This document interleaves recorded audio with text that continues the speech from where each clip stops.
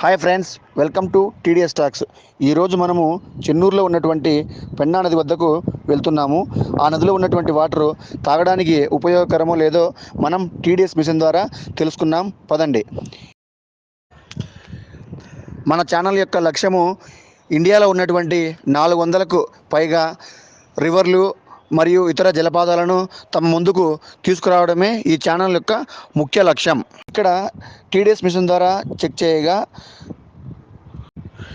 654 నుంచి 670 మధ్యలో ఇది చూపిస్తున్నది. ఈ వాటరు తాగడానికి ఉపయోగకరం కాదు. మనం వాటర్ తాగడానికి 50 నుంచి 300 లోపు మాత్రమే టీడీఎస్ ఉండాలి.